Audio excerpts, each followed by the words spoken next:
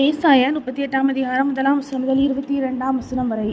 அந்நாட்களில் எசேக்கியா வியாதிப்பட்டு மரணத்துக்கு ஏதுவாய் இருந்தான். அப்பொழுது ஆமோத்சின் குமாரனாகிய ஏசாயா என்னும் தீர்க்கதரிசி அவன் இடத்தில் வந்து அவனை நோக்கி, நீர் உமது வீட்டு காரியத்தை ஒழுங்குபடுத்தும், நீர் பிழைக்க மாட்டீர், மரித்து போவீர் என்று கர்த்தர் சொல்லுகிறார் என்றான். அப்பொழுது எசேக்கியா தன் முகத்தை சுவர்புறமாக திருப்பிக் கொண்டு கர்த்தரை நோக்கி, கர்த்தாவே, நான் உமக்கு முன்பாக உண்மையும் மன உத்தமமாய் நடந்து உமது பார்வைக்கு நலமானதை செய்தேன் என்பதை நினைத்தருளும் என்று விண்ணப்பம் பண்ணி எசேக்கியா மிகவும் அழுதான். அப்பொழுது ஏசாயாவுக்கு உண்டான கர்த்தருடைய வார்த்தையாவது, நீ போய் எசேக்கியாவை நோக்கி, உன் தகப்பனாகிய தாவீதின் தேவனாயிருக்கிற கர்த்தர் சொல்கிறது என்னவென்றால், உன் விண்ணப்பத்தை கேட்டேன், உன் கண்ணீரை கண்டேன். இதோ உன் நாட்களோட 15 வருஷம் கூட்டுவேன். நான் உன்னையும் இந்த நகரத்தையும் அசிரியா ராஜாவின் கைக்கு தப்புவித்து இந்த நகரத்துக்கு ஆதரவாய் இருப்பேன். இதோ ஆகாசுடைய சூரிய கடியாரத்தில் பாகைக்கு பாகை இறங்கின சாயையை 10 பாகை பின்னிட்டு திருப்புவேன் என்றார். தாம் சொன்ன இந்த வார்த்தையின்படியே கர்த்தர் செய்வார் என்பதற்கு இது கர்த்தரால் உண்டான உனக்கு அடையாளமாய் இருக்கும் என்று சொல் என்றார். அப்படியே கடியாரத்தில் இறங்கியிருந்த சூரிய சாயை 10 பாகை திரும்பிச்சு.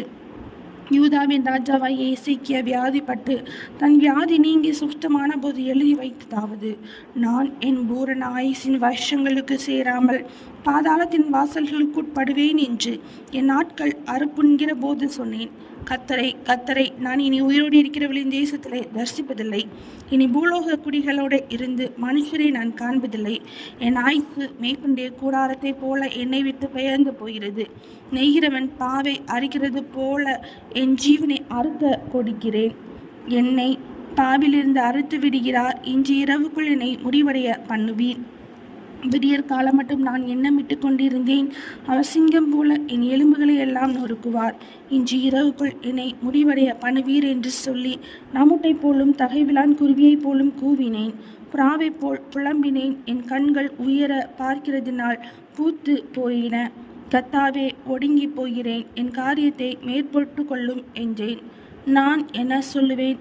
அவர் எனக்கு வாக்கு அருளினார், அந்த பிரகாரமே செய்தார். என் ஆயுசின் வருஷங்களிலெல்லாம் என் ஆத்மாவின் கசப்பை நினைத்து நடந்து கொள்வேன்.